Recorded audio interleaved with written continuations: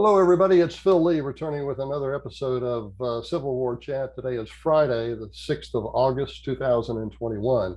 Today's topic is how America reconciled after the war between the states.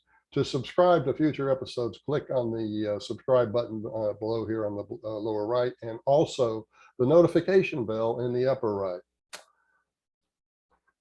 It is much easier to destroy a country than it is to rebuild it, particularly if it was torn apart by an internecine war. Ultimately, reconciliation comes through healing traditions that often began as simple acts or softly spoken voices. A year after the war ended, the ladies of Columbus, Mississippi strewed flowers on the graves of both Confederate and Union dead in the town's Friendship Cemetery. Their gesture started a movement that spread. Northerners selected May 30th as National Memorial Day in 1868, 2 years later. Similarly, when he was confident of victory 40 days before his assassination, Abraham Lincoln closed his second presidential inaugural by urging, quote, malice toward none and charity for all, close quote. While touring the evacuated Confederate capital at Richmond, 10 days before he was shot, Lincoln answered the local Army occupation commander who asked how the general should treat the defeated residents. If I were in your place, I'd let them up easy. Let them up easy, Lincoln said. During his last cabinet meeting, the very day of the evening he was shot on April 14th, 1865, the president, quote, glowed with approval, close quote, when special guest General Ulysses Grant replied to Lincoln's question about the surrender terms offered to Robert E. Lee's army at Appomattox.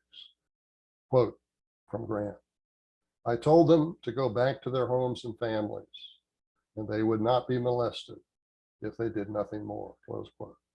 Secretary of State William Seward later wrote that that cabinet meeting discussion was pervaded by, quote, kindly feeling toward the vanquished and hearty desire to restore peace and safety at the South with as little harm as possible to the feelings or the property of the inhabitants, close quote.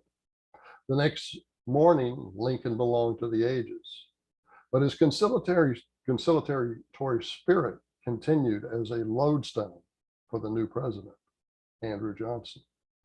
In accordance with Lincoln's wishes, Johnson quickly restored non-slave property rights to the common ordinary Confederate soldier upon the latter's taking of a loyalty oath now to the United States. Next, on Christmas Day, about 3 years later, he pardoned all former Confederates, although the 14th Amendment gave Congress the power to withhold rights from leaders such as Robert E. Lee and Jefferson Davis. On the other side of the Potomac River, soon after Appomattox, Robert E. Lee was thinking of himself as an American. He called Lincoln's assassination, quote, a crime previously unknown to the country and one that must be deprecated by every American, close quote. At the same time, a reporter who had interviewed him remarked that the former Confederate, quote, talked throughout as a citizen of the United States. He seemed to plant himself on the national platform and to take his observations from that standpoint, close quote. In response to an embittered Confederate widow who asked for advice about how to raise her sons, he replied, quote, Madam, don't bring up your sons to detest the United States government. Recollect that we form one country now. Abandon all of these local animosities and make your sons Americans, close quote. Lee and Lincoln, it could be argued, gave America a joint future. Even if it's a mythology, without them, the country may have had no future at all. For the past 90 years, the Arlington Bridge, which connects Lee's former Virginia home to the Lincoln Memorial, stands as a symbol of America's reunification. Although Arlington House is still known as the Robert E. Lee Memorial, The general's detractors are urging Congress to rename it. Among them is philanthropist, mobile home park mogul David Rubenstein, who donated $14 million to restore the building. But Rubenstein is a graduate of a university founded by two Confederate veterans who volunteered to fight, Julian Carr and Washington Duke. Notwithstanding that Duke was a slaveholder, the school remains his namesake. Based upon TV interviews that Rubenstein has done with his show, he has published 2 books concerning American history. Unfortunately, he gets his Reconstruction history from Harvard's Lewis Gates, who focuses almost entirely on the Black experience. Similarly, he evidently gets his opinions on Lee indirectly from Ron Chernow's hagiography of Ulysses Grant. Although Robert E. Lee took up arms against the United States in 1861, today it is his attackers who are fighting to divide the country into hostile factions to make it impossible for our nation to continue whole into the future. Ironically, today's attack on Confederate statues is an attempt to destroy the same Union that Lincoln defended against the Confederate heroes. After the Union and Confederate soldiers reconciled with one another, America went forward from that point, free of slavery, but also honoring among themselves the men who fought on both sides. But today, Robert E. Lee's critics are ripping up that reconciliation. They deplore racial harmony.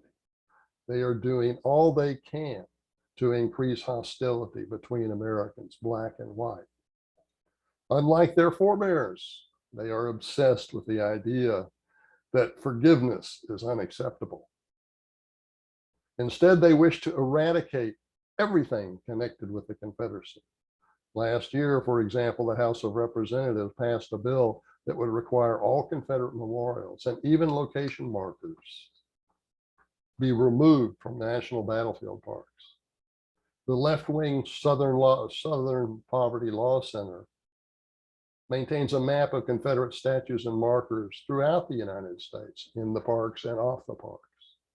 They want all of them removed so that the nation can start, quote, a conversation about values and beliefs, close quote. But it's difficult, if not impossible, to have a conversation about history that has been dumped into the trash can. That is what their movement became when activists wantonly destroyed statues around the country. And that is what it remains. To defend Lee, or even fail to denounce him, has suddenly become tantamount to being a racist, if not pro-slavery in 2021.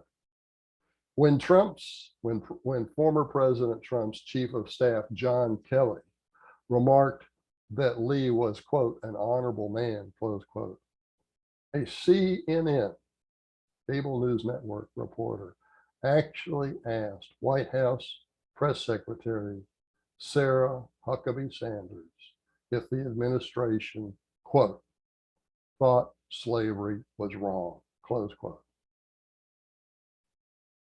Is it, therefore, any surprise that a recent YouGov poll showed that 2/3 of Southern Republicans want to secede? One of the things that has been used to deprecate Lee is an elevation of Ulysses Grant. For that reason, you may want to consider buying U.S. Grant's Failed Presidency, which I wrote. You can get a copy of it for $22 at Barnes & Noble or Amazon and other fine bookstores. Or you can get an autographed copy from me if you're here in the United States for $25. All you need to do is to contact me by email. Phil, PHIL _ Leigh, LEIGH at me.com. And that's how we'll get started. Okay, that's our show for today. And next week we'll be back with more. Thank you for watching.